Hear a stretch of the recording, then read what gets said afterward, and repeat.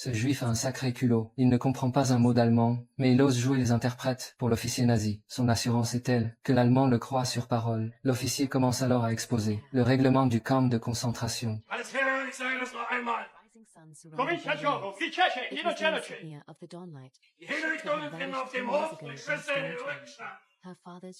Ogni giorno vi daremo una classifica generale da quella che permetterà all'ultima classifica. Guido prend ce risque insensé, uniquement pour convaincre son fils qu'ils ne sont pas en prison. Une fois l'Allemand parti, tous les autres prisonniers juifs restent perplexes et confus. Mais Guido se moque du regard des autres. Il s'approche de son fils et lui explique que s'il atteint 1000 points dans le jeu, ils gagneront un tank et rentreront à la maison. Le petit garçon est aux anges et affiche un sourire radieux. Guido a réussi à duper son fils, mais il se trouve tout de même dans un camp d'extermination. Dès le lendemain, il est envoyé à la Syrie pour accomplir un travail physique éreintant. Après cette journée épuisante, Guido regagne le dortoir du camp et continue de raconter à son fils que la compétition était passionnante aujourd'hui. Mais l'état de fatigue extrême de Guido éveille les soupçons du petit. Vite, Guido sort un morceau de pain et fait croire à son fils que c'est la récompense pour avoir gagné. L'enfant affamé saisit le pain et le dévore à pleines dents. Le garçon croit son père, mais ce pain était la ration quotidienne de Guido. La faim le fait presque s'évanouir, mais pour son fils, il serre les dents et tient bon. C'est alors que son fils débarque soudain à l'usine. Guido est terrifié. Il lui crie de retourner se cacher au dortoir, mais l'enfant insiste pour participer au jeu. Pour éviter que les soldats ne le repèrent, Guido lui ordonne de se cacher sur le côté. Ce geste lui sauve la vie. Ce jour-là, les nazis effectuent une fouille massive dans les dortoirs. Tous les juifs sans force de travail, vieillards et enfants, sont envoyés dans les chambres à gaz. Quand Guido l'apprend, il ordonne à son fils de bien se cacher. Le jeu passe de la grande aventure à cache-cache. Il faut rester sous le lit sans bouger. Guido sait qu'à ce rythme-là, ils finiront par être découverts. Mais en tant que père, il ne peut que protéger son fils du mieux qu'il peut. Heureusement,